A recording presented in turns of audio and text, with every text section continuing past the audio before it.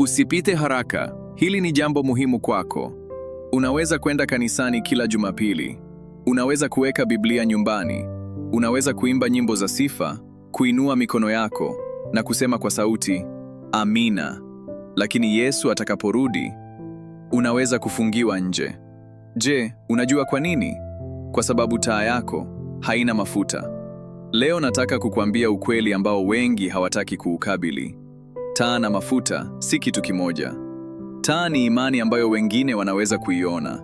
Kwenda kanisani, kuomba hadharani, kuzungumza bila kuchoka juu ya Mungu. Lakini mafuta ni uhai wa kweli ulio ndani yako. Mafuta ni nini? Ni uwezo wako wa kuitambua sauti ya Mungu. Bwana anaporudi na kubisha mlango wa moyo wako kwa maneno yake, unasikia na kuitambua sauti yake, badala ya kumfunga nje. Hii ndiyo thamani muhimu zaidi ya mafuta. Ikiwa huwezi kuisikia sauti ya Mungu, haijalishi umetumia kiasi gani au unaonekana mtakatifu kiasi gani kwa nje. Taa isiyo na mafuta haitawaka kwa muda mrefu. Wafikirie Mafarisayo. Walikuwa na maarifa mengi ya Biblia na kwa nje walionekana kuwa wacha Mungu. Lakini Bwana Yesu alipowaambia ukweli, walishindwa kuitambua sauti ya Masihi. Badala yake, walimhukumu na kumkataa Bwana. Lakini Petro, Nathanaeli na yule mwanamke Msamaria walitambua maneno ya Yesu kuwa ni ya Masihi, Kristo.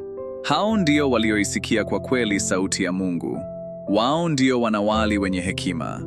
Ndiyo maana Bwana Yesu alitukumbusha, kondoo wangu huisikia sauti yangu, na mimi ninawajua, nao hunifuata. Yohana 10:27. Tazama, nimesimama mlangoni na kupiga hodi. Mtu yeyote akisikia sauti yangu na aufungue mlango, mimi nitaingia kwake na nitakula na yeye na mimi. Ufunuo 3:20. Maneno ya Bwana yanatuambia, ni wale tu wanaoisikia sauti ya Mungu wanaoweza kumpokea Bwana. Swali la leo si kama una imani, bali, je, umeandaa mafuta? Je, imani yako ni ganda la kidini tu? Wanawali 5 wenye hekima katika Biblia hawakuwa na bahati tu, walikuwa wakiandaa mafuta kila wakati. Wanawali wengine 5 pia walikuwa na taa, lakini taa zao zilikuwa tupu. Mioyo yao ilikuwa tupu. Hawakuweza kulielewa neno la Mungu. Bwana harusi alipokuja, hapakuwa na nafasi ya kuongeza mafuta.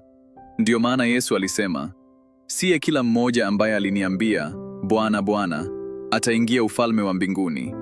Mathayo 7:21. Kwa hiyo swali ni hili.